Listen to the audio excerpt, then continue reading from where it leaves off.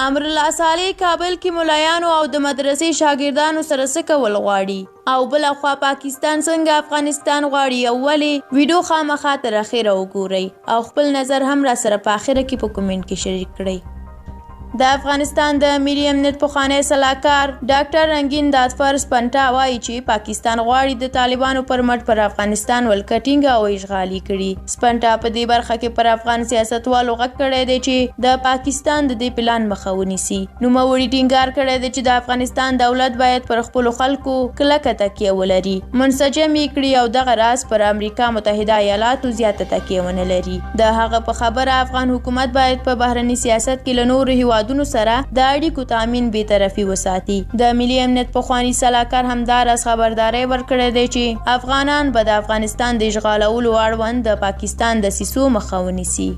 او د دې ترڅنګ بل خوا د ولسمشر لومړی مرستیال امرالله صالح وایي چې کابل ښار او ولسوالیو کې به د 492 دیني مدرسو ټول زده کوونکي او استادان بایومیټریک شي. صالح نن د لړم پاتې ویشتمه په خپله فیسبوک پاڼه کې لیکلي دي چې په کابل ښار کې 312 او ولسوالیو کې 130 دیني مدرسې راجسټر دي چې زده کوونکي او استادان به یې بایومیټریک شي. نوموړي په دې اړه لیکلي دي چې مرکزي احصایې ادارې ته مو سپارښتنه کړې ده چې دې چارې ته لومړیتوب ورکړي او دینی مدرسو باید غلطه ګټه پورته نشي.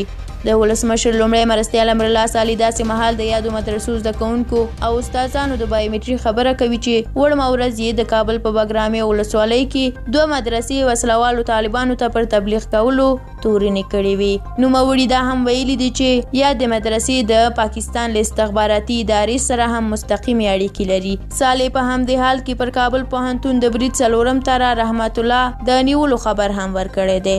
هغه دغه راز له کابل پوهنتون او د بشري حقوقو له خپلواک کمیسیون غوښتي چې د دې بریدګرو پر وړاندې د دعوه خلاص او جدي چلند ورسره وکړي. د ولسمشر غني لومړي مرستیال امرالله صالح په کابل کې په 13 ساعتونو کې کومه جنایي پیښه نه ده ثبت شوې. له تاسو ډیره زیاته مننه چې ویډیو مو تر اخره ولیدله.